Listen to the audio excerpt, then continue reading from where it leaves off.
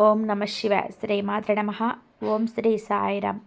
అందరికీ నమస్కారం అండి. ఈ రాశి వారికి నవంబర్ 18, 19, 20 తేదీలలో మీకు ఈ తేదీలలో 20 అనే వ్యక్తి ద్వారా మీకు షాకింగ్ న్యూస్ అయితే వినబోతున్నారండి. ఒంటరిగా కూర్చొని వినండి. ఇది వదిలితే మాత్రం జన్మంతా కూడా నరకం అనుభవించవలసి వస్తుంది. ఈ రాశి వారి కంట వీడియో పడిందంటే ఈశ్వరుడు అనుగ్రహంగా భావించి వీడియోని ఎక్కడ కూడా స్కిప్ చేయొద్దు.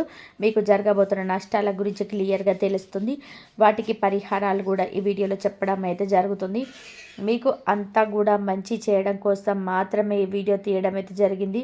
కాబట్టి వీడియోని ఎక్కడ కూడా స్కిప్ చేయొద్దు. వీడియోలోకి వెళ్ళే ముందు ఒక చిన్న రిక్వెస్ట్, మొదటిసారి మన ఛానల్లోకి వచ్చినట్లయితే మన ఛానల్ని సబ్స్క్రైబ్ చేసుకొని ఈ వీడియోకి ఒక లైక్ ఇచ్చి అయిపోయి ఇవ్వండి. చూసే ప్రతి ఒక్కరు కూడా కింద కామెంట్ సెక్షన్లో ఓం నమ శివాయ అని చెప్పి కామెంట్ చేయడం మాత్రం అస్సలు మర్చిపోవద్దు. మరి వీడియోలోకి వెళ్ళే ముందు ఈ వీడియో కనుక నచ్చినట్లయితే ప్లీజ్ లైక్ చేయడం మర్చిపోకండి, సబ్స్క్రైబ్ చేసుకోండి, అలాగే షేర్ చేయండి. ఇక ఆలస్యం చేయకుండా వారి జీవితంలో జరగబోయే సంఘటనల గురించి ఇప్పుడు మనం తెలుసుకుందాం. ఈ రాశి వారి గురించి మనం వ్యక్తిగతంగా మాట్లాడుకున్నట్లయితే కనుక వీరు ఇప్పుడు ప్రస్తుత కాలంలో గురించి మాట్లాడుకుందాం. అంటే ఏం జరుగుతుంది వీళ్ళకి అనే దాని గురించి మాట్లాడుకుందాం. వీరు వ్యక్తిగతంగా ఇప్పుడు చాలా స్టిమ్యులేట్గా చాలా ఒక క్రమశిక్షణ పద్ధతిలో ఉన్నారు అని చెప్పుకోవచ్చు. ఎవరి గురించి కూడా ఎక్కువగా ఆలోచించకుండా, ఎవరి యొక్క ఆలోచన విధానాలలో తలదూర్చకుండా, ఒకరి గొడవలలో తలదూర్చకుండా, మేమేంటా, మా పనేంటా, మా యొక్క భవిష్యత్ ఏంటా అని చెప్పేసి వీటి గురించి, వీరి యొక్క కుటుంబం గురించి ఎక్కువగా ఆలోచిస్తూ జీవితాన్ని అలా సాఫీగా ముందుకు నెట్టుకెళ్తున్నారు అని చెప్పుకోవచ్చు. ఎంత సాఫీగా జీవితం ఉన్నప్పటికీ కూడాను కొన్నిసార్లు మనిషికి మనశ్శాంతి, ప్రశాంతత అనేది ఉండకుండా ఉంటుంది కదండి. అలాగే వీరి యొక్క జీవితంలో వీరు ప్రస్తుతం కొంచెం మానసికమైన ఆందోళనకు, అంతేకాకుండా డబ్బుకు సంబంధించి కొన్ని రకాలైన సమస్యలతోటి, కొన్ని రకాలైన అప్పులతోటి సతమతమైపోతున్నారు అని కూడా చెప్పుకోవచ్చు. వీరు ఎక్స్పెక్ట్ అంటే ఎక్కువగా నాకు ఇంత వస్తుంది, అంత వస్తుంది అని చెప్పి ఎంత ఎక్కువగా ఓప్స్ పెట్టుకొని బిజినెస్లు చేసేవారికి కానీ, వ్యాపారం చేసేవారికి కానీ ఓప్స్ ఏవైతే ఎక్కువగా పెట్టుకుంటున్నారో వాటికి తగినంతగా, అంటే వీరు ఎంతైతే కోరుకుంటున్నారో అంత రావడం లేదు అని చెప్పేసి కొంచెం డిసప్పాయింట్ అవుతున్నారు అన్నమాట. అయితే ఇంత కష్టపడుతున్నాను కదా నేను, ఇంత కష్టానికి తగిన ఫలితం నాకు రావటం లేదే, కొంత మాత్రమే నాకు వస్తుంది, ఖర్చులు ఎక్కువైపోతున్నాయి, కుటుంబ ఖర్చులు పెరిగిపోతున్నాయి, పిల్లలు పెద్దవాళ్ళు అయిపోతున్నారు, వాళ్ళకు చదువు ఏమిటి, వాళ్ళ భవిష్యత్తు ఏమిటి అని చెప్పి ఒక రకమైన ఆలోచన విధానం అప్పుడప్పుడు కూడా వీరిని కృంగతీస్తూ ఉంటుంది అన్నమాట. దీనివల్ల చాలా వరకు కూడా కొంచెం డిప్రెషన్లోకి వెళ్ళి ఇలా ఆలోచించండి, కొంచెం ఎక్కువ తలనొప్పి అనేది వస్తూ ఉంటుంది అన్నమాట. ఇక అంతేకాకుండా ఈ రాశి వారు చాలా మంచివారు. ఎదుటి వారిని నష్టపరిచే విధానంగా, ఎదుటి వారి యొక్క మనస్సుని ఎక్కువగా నొప్పించే విధానంగా, అంతేకాకుండా ఎదుటివారికి హాని చేయాలని చెప్పి వీరి యొక్క మాట తీరు ఉండదు, పనితీరుగా ఉండదు. కాకపోతే మాత్రం చాలా రఫ్ అండ్ టఫ్గా కనిపిస్తారు. కొంచెం గంభీరంగా, ఎవరితోనైనా కానీ పోటాపోటీగా గొడవలాడే విధానంగా, కొంచెం ఆ యొక్క మాట విధానం కూడా కొంచెం కోపంగా ఉంటుందన్నమాట. కొంతమంది ఏంటంటే అమ్మ ఇటండి, అమ్మ అని చెప్పేసి, బంగారు తల్లి అని చెప్పేసి సున్నితంగా రమ్మంటారు. కొంతమంది ఇట్లా అని పిలుస్తారు. అలా ఒక విధానంలో ఇప్పుడు ఒక మాట తీరు ఉంటుంది. అలా అని చెప్పి వీరికి ప్రేమ లేదు అని చెప్పి అనుకుంటే చాలా పెద్దగా తప్పండి. కాకపోతే మనసులో ఉండే భావాలను ఎప్పుడు కూడా బయటకి వ్యక్తపరచడంలో ఈ రాశి వారు వెనకమాలే ఉంటారు. ఎందుకు అంటే వీరి ప్రేమను చూపించడం రాదు, ఇంకా బాధను వ్యక్తపరిచిన బాధ ఇది అని చెప్పడానికి నలుగురితో చెప్పుకొని బాధపడడం కూడా రాదు. ఏదైనా కూడా ఒకరికి చెప్పడం వల్ల ఉపయోగం ఏముంది, నాది నేనే పడాలి కదా, నా కష్టాలు నేనే అనుభవించాల్సింది, నాకు తప్పవు కదా అని చెప్పి ఒక మనసుని రాయిలాగా మార్చుకొని ఒక వస్తువులాగా ఎప్పుడు కూడా అట్లా కష్టపడుతున్నాం. మేము చిన్నతనం నుంచి కూడా ఎన్నో కష్టాలు, ఎన్నో బాధలు, కుటుంబం యొక్క బరువు బాధ్యతలు కూడా మీద వచ్చిన ప్రతి పనిని కూడా ఎంతో కష్టపడి ఆ పని అందు కొంచెం ఏకాగ్రతను చూపించి ఆ పనిలో స్థిరత్వాన్ని సంపాదించుకొని కుటుంబానికి చిన్న వయసు నుంచే మేమున్నామని చెప్పి ఒక భరోసాను అందించిన వారిలో ఈ రాశి వారు మొదటి స్థానంలో ఉంటారని చెప్పుకోవచ్చు. ఇట్లా కుటుంబం కోసం ఎన్నో త్యాగాలు, ఎన్నో ఇష్టమైన కోరికలు, ఆశలన్నీ కూడా చంపుకొని వీరికంటూ ఒక ప్రత్యేకమైన జీవితాన్ని మేము ఇంత సంపాదిస్తున్నాం కదా, మా డబ్బును మేము వాడుకోవాలి, మాకు నచ్చినట్టుగా మేము ఖర్చు చేసుకోవాలి, మాకంటూ కొన్ని కోరికలు ఉంటాయి కదా, కోరికలు తీర్చుకోవడానికి ఉద్దేశంతో ఏ రోజుకి కూడా కష్టపడరు. ఎవరు కూడా కుటుంబం కుటుంబం యొక్క మంచి చెల్లు మంచిగా పిల్లల మంచి తల్లిదండ్రుల కోసం మాత్రమే ఎక్కువగా ఆలోచించుకుంటూ ఉంటారు. ఈ రాశి వారిని మనం గమనించినట్లయితే, మగవారి గురించి మాట్లాడుకున్నట్లయితే వీరు కనీసం ఇలా కుటుంబం కోసం ఎన్నో త్యాగాలు, ఎన్నో ఇష్టమైన కోరికలు, అన్ని ఆశలు చంపుకొని వీరికంటూ ఒక ప్రత్యేకమైన జీవితాన్ని మేము ఇంత సంపాదిస్తున్నాం కదా, మా డబ్బును మేము వాడుకోవాలి, మాకు నచ్చినట్టుగా మేము ఖర్చు పెట్టుకోవాలి, మాకంటూ కొన్ని కోరికలు ఉంటాయి కదా, ఆ కోరికలు తీర్చుకోవాలనే ఉద్దేశంతో ఏ రోజు కూడా వీరు కష్టపడరు. వీరెప్పుడు కూడా కుటుంబం యొక్క మంచి, పిల్లల మంచి, తల్లిదండ్రుల మంచి, వీరి కోసం మాత్రమే కష్టపడతారు. వీరి కోసం తక్కువగా ఆలోచించుకుంటూ ఉంటారు. ఈ రాశి వారిని మనం గమనించినట్లయితే, ముఖ్యంగా మగవాళ్ళ గురించి మాట్లాడుకున్నట్లయితే వీరు కనీసం బట్టలు కూడా తక్కువ వేసుకుంటారనమాట. అంటే ఎక్కువగా పదే చూసిన వస్త్రాలన్నీ కూడా కొనేసేయడం, షాపింగ్ ఎక్కువ చేసేయడం అలా చేయరు. ఎప్పుడో సంవత్సరానికి ఒకసారి, లేదంటే కనీసం పండుగకు ఇంపార్టెంట్ పండుగ, సంక్రాంతి పండుగ అట్లాంటి ఫెస్టివల్స్ వస్తాయి తప్ప ఎక్కువగా వీరు డబ్బు అనేది అనవసరంగా ఖర్చు చేయరనమాట. కాబట్టి కొంచెం వీరికి డబ్బు మీద జాగ్రత్త కూడా ఎక్కువగా ఉంటుంది అని చెప్పుకోవచ్చు. కాకపోతే కొన్ని రకాలైన మనుషులను, ముఖ్యంగా బంధువులలో నా వాళ్ళు అని చెప్పి అనుకున్న మనుషులను నమ్మి చాలా వరకు కూడా బాధపడ్డ రోజులు ఎక్కువగా ఉన్నాయి వీరు. ఎందుకు బాధపడ్డారు అంటే కనుక, ఎప్పుడైనా కానీ రెండు చేతులు కలిస్తేనే చప్పట్లు అవుతాయి అన్నది ఎంత నిజమో, మన మనసులో ప్రేమ ఎంత ఉంటుందో అవతల వారి యొక్క మనసుల్లో కూడా అంత ప్రేమ ఉంటేనే ఇక్కడ ఆ యొక్క బంధం అనేది స్ట్రాంగ్గా నిలబడుతుంది. ఎప్పుడు కూడా నేనే ప్రేమ చూపించి అవతల వ్యక్తి నుంచి ప్రేమ ఏది కూడా రాకుండా ఉంటే నా ప్రేమకి ఇక్కడ అర్థమే ఉండదు. అదే కదండి. అలాగే మీరు ఎప్పుడు కూడా నా వాళ్ళు, నా బంధువులు, నా రక్త సంబంధికులు అని చెప్పి మీరు ఎక్కువగా సహాయం చేయడం, ఎక్కువగా వారికి అవసరాలు తీర్చడం, వారికి ఏదైనా కానీ ముఖ్యమైన పనులు ఉంటే కనుక, ఏదైనా ఫంక్షన్లో, పార్టీలు, లేదంటే నా ఆపదలో ఉన్నాము అని చెప్పి వారికి ఎప్పటికప్పుడు గుర్తు చేస్తూ ఉండడం, ఎంత ఒక 500, 1000 రూపాయలు కూడా, ఒక 2000 రూపాయలు అవసరమైనంత డబ్బునైనా కానీ వారికి సహాయం చేయడానికి ముందుండడం, ఇలా ఎప్పుడు కూడా మీరు చేస్తూ ఉంటారే తప్ప అవతల వ్యక్తులు మాత్రం మిమ్మల్ని ఒక వస్తువులాగా, ఒక కేవలం అవసరాల కోసం మాత్రమే వాడుకుందాము, అవసరం తీరిపోయిన తర్వాత మనతో అవసరం లేదు అన్నట్టుగానే ప్రవర్తించడాన్ని చూసి, అది మీరు గమనించి నేను అనుకుంటున్నానే, మీరు నా వాళ్ళు అనుకోవడం లేదని చెప్పి చాలా వరకు కూడా బాధపడిన రోజులు ఉన్నాయి.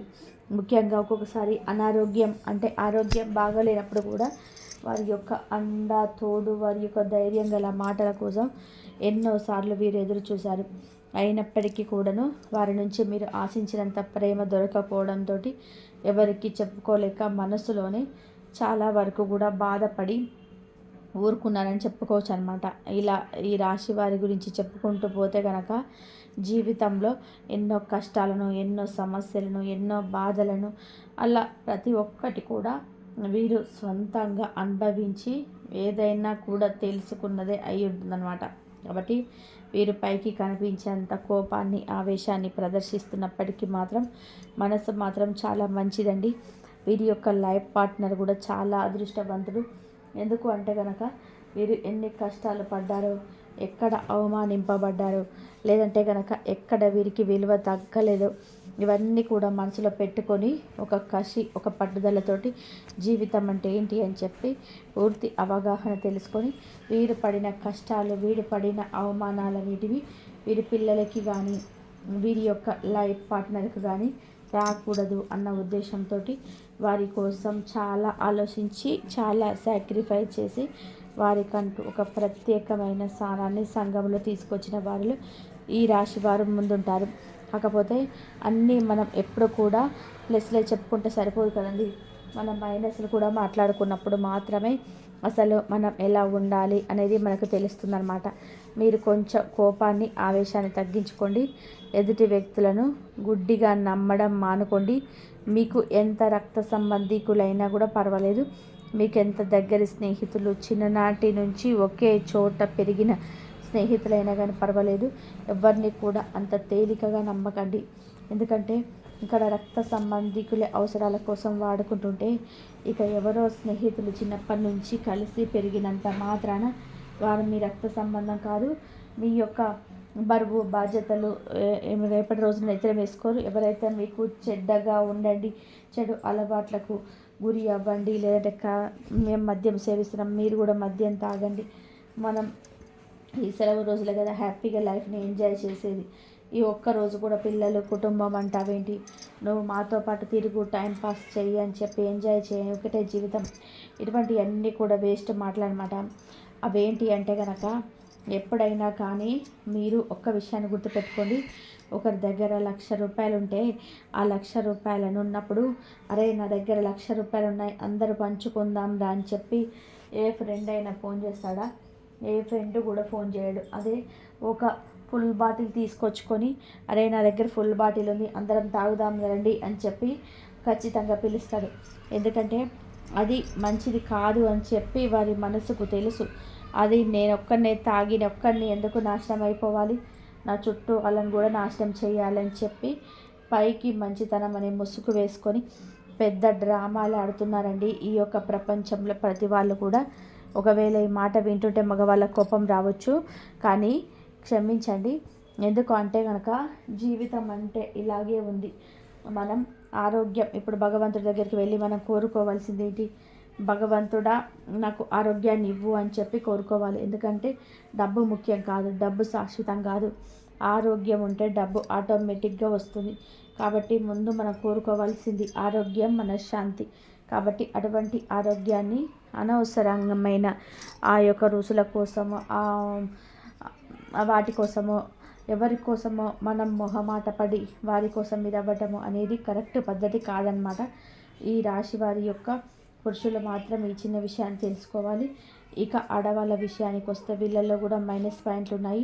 ఏంటి అంటే కనుక, వీళ్ళ కూడా మగవాళ్ళకు లాగా ఆడవాళ్ళకు కూడా కోపం ఎక్కువగా, ఆవేశం ఎక్కువ, చాలా చాలా మంచి చెడు ఆలోచించకుండా మాట్లాడేస్తుంటారు ఆ కోపం వచ్చినప్పుడు. ఎందుకంటే కోపం ఎప్పుడైతే మనిషి ఎక్కువగా వస్తుందో అప్పుడు ఆలోచన తత్వం అనేది ఆగిపోతుంది అన్నమాట. ఏం మాట్లాడుతున్నామో కూడా తెలియకుండా మూర్ఖంగా మాట్లాడేస్తుంటాము. అది మీ తప్పు కాదు, కోపం యొక్క తప్పు. కాబట్టి కోపాన్ని మాత్రం కంట్రోల్ చేసుకోండి. మీరు కష్టాలు పడ్డారు, బాధలు పడ్డారు, అసలు మనుషులు వ్యక్తిత్వాలు ఏంటి, జీవితం అంటే ఏంటిది అనేది మీరు పూర్తిగా అవగాహన ఉంది. దీనివల్లే కూడా కొంచెం మానసికంగా కొంచెం బలహీనంగా ఉండి కోపడతానండి తప్ప మీకు అంటే ఎవరినైతే అరుస్తున్నారో వారి మీద ప్రేమ లేదని కాదు. అది అవతల వారికి అర్థం కాకపోవచ్చు. మీరు అరుస్తున్నది ఒకటే వారు చూడొచ్చు. దానివల్ల ఏమవుతుంది అంటే కనుక ఒకరి మధ్య ఒకరికి మనోభావాలు దెబ్బతిని కొంచెం శత్రుత్వాల పగలు అనేటివి పెరుగుతాయన్నమాట. కాబట్టి కాస్త కోపాన్ని తగ్గించుకుంటే జీవితం చాలా ప్రశాంతంగా వెళ్ళిపోతుంది, హాయిగా గడిచిపోతుంది అన్నమాట, ఎటువంటి ఇబ్బందులు అనేది లేకుండా.